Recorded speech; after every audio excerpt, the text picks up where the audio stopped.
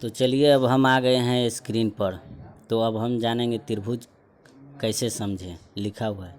तो चलिए अब हम समझते हैं। त्रिभुज एक बंद आकृति है। क्या है?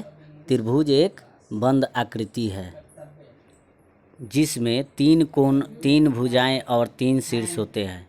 यानी इसका कहने का मतलब है कि इसमें तीन भुजा होता है, तीन कोण होता है, तीन शीर्ष होता है। ठीक है।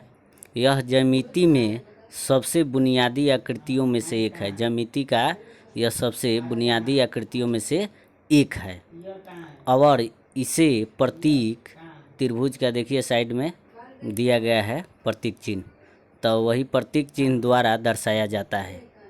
गणित में विभिन्न प्रकार के त्रिभुज होते हैं। गणित में कितने प्रकार के त्रिभुज होते हैं? विभिन्न प्रकार के होते हैं। ठीक है, जिन्हें उनकी भुजाओं एवं कोणों के आधार पर वर्गीकृत किया जाता है।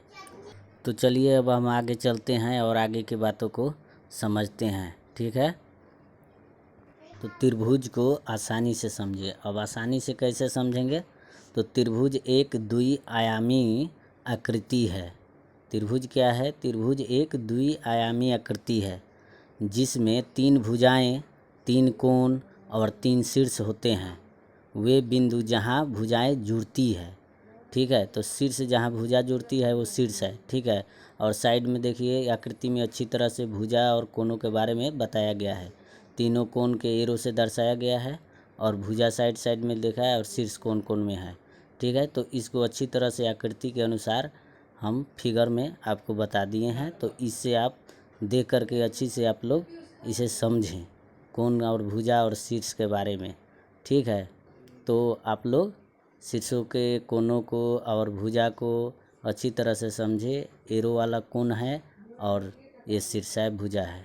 ठीक, आगे चलते हैं। अब हम समझेंगे कि त्रिभुज में कितनी संख्या होती है। तो चलिए अब हम समझते हैं। ये तीन कोणों मिलकर एक कोण बनाते हैं। ठीक है, तीन कोण मिलकर एक कोण बनाते हैं जिसकी परिमाप या माप कहिए 180 डिग्री होता है। तो इस प्रकार त्रिभुज के तीनों कोणों की मापों का योग 180 डिग्री होता है। ठीक है, तीनों कोणों का मापों का योग 180 डिग्री होता है। तो चलिए अब आगे बढ़ते हैं। त्रिभुज के अंतःकोण तथा माप समझे। अब ये इसके बारे में हम समझेंगे। त्रिभुज के तीनों कोणों का योग हमेशा 180 डिग्री अंश होता है। ठीक है दोस्तों, तो इसे याद कर लें। त्रिभुज के भीतर के कोणों को अंतःकोण कहते हैं। जो त्रिभुज के भीतर का कोण होता है उसे अंतःकोण कहते हैं।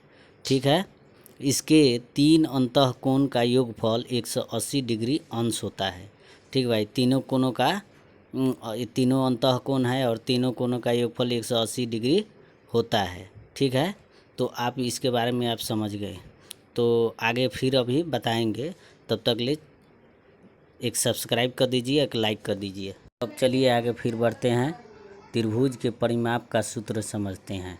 ठीक, तो एक त्रिभुज का परिमाप त्रिभुज के सभी भुजाओं के योग के बराबर होता है। ठीक है, एक त्रिभुज का परिमाप त्रिभुज के सभी भुजाओं के योग के बराबर होता है और सूत्रों को इस प्रकार व्यक्त किया जाता है। आप देखिए त्रिभुज का परिमाप सूत्र P = A + B + C, जहाँ A, B और C त्रिभुज के तीनों भुजा है। ठीक है, तो इसको आप लोग अच्छी तरह से देख सकते हैं कि A + B + C को जोड़ देते हैं, इसका पूरा परिमाप होता है। और A, B, C ये क्या है? भुजा है। तो इन भुजाओं को जोड़ने पर ये परिमाप इसका त्रिभुज का निकल जाता है। तो आप लोग इसे अच्छी तरह से समझ लिए। काफ़ी बढ़िया से इसमें बताया गया है आप लोग। ठीक है, आप लोग देखिए अच्छे से।